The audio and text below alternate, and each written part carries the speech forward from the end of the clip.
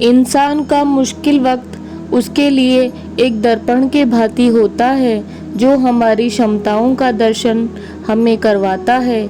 इस पूरे ब्रह्मांड में ऐसी कोई ताकत नहीं जो इंसान की इच्छाओं की पूर्ति कर सके, क्योंकि इंसान की इच्छाएं एक समुद्र के समान होती है जिसे कभी भी भरा नहीं जा सकता है।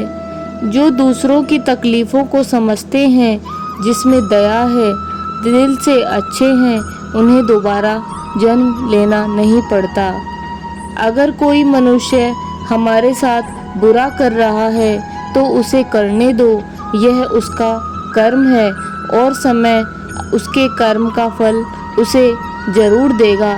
लेकिन हमें कभी भी किसी के साथ बुरा नहीं करना चाहिए, क्योंकि यही हमारा धर्म है, यही हमारा परम धर्म है। दुष्ट लोग अगर समझाने से समझ जाते तो यकीन मानो महाभारत कभी नहीं होती।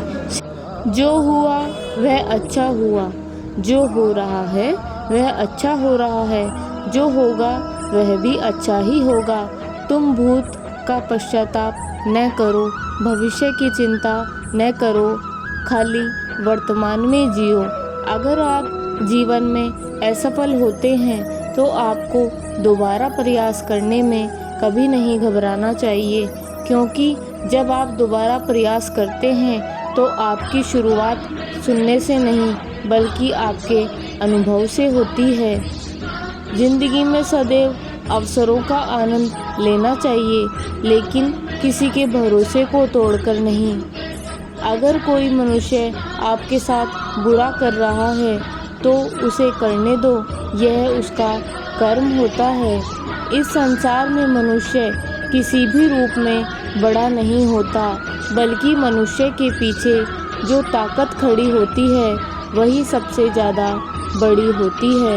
मनुष्य अपने सच्चे हृदय से जो दान दे सकता है वह अपने हाथों से नहीं दे सकता, और मौन रहकर हम जो कह सकते हैं वह हम अपने शब्दों से भी बयां नहीं कर सकते हैं।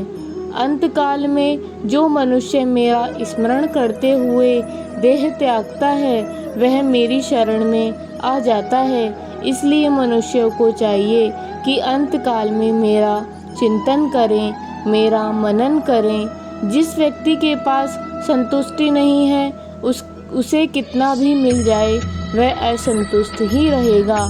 श्री कृष्ण जी कहते हैं, जिस व्यक्ति को आपकी कदर नहीं उसके साथ खड़े रहने से अच्छा है कि आप अकेले ही रहें। यदि आप किसी के साथ मित्रता नहीं रख सकते हैं तो उसके साथ शत्रुता भी रखना ठीक नहीं है। जब आपके जीवन के चारों ओर हताशा और निराशा हो, जब दुखों ने आपको हर तरह से घेर रखा हो, तब आप सच्चे मन से कृष्ण जी का नाम का दीपक जलाना और अपना सब हाल श्री कृष्ण को सुना देना।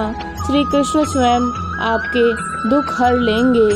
तुम उसके लिए शोक करते हो जो शोक करने योग्य है ही नहीं। बुद्धिमान व्यक्ति न जीवित और न मृत व्यक्ति के लिए शोक करते हैं। मनुष्य का जीवन केवल उसके कर्मों से चलता है। जैसा कर्म होता है वैसा उसका जीवन होता जाता है। क्रोध की अवस्था में भ्रम जन्म लेता है। भ्रम बुद्धि को नष्ट कर देती है। बुद्धि के नष्ट होते ही व्यक्ति का पतन हो जाता है। प्यार और तकदीर कभी साथ नहीं चलते, क्योंकि जो तकदीर में होते हैं उनसे कभी प्यार नहीं होता, और जिससे हमें प्यार होता है वो हमारी तकदीर में कभी नहीं होते। खाली हाथ आए थे, खाली हाथ ही वापस चले जाना है। आज तुम्हारा है, कल किसी और का था, परसों किसी और का होगा।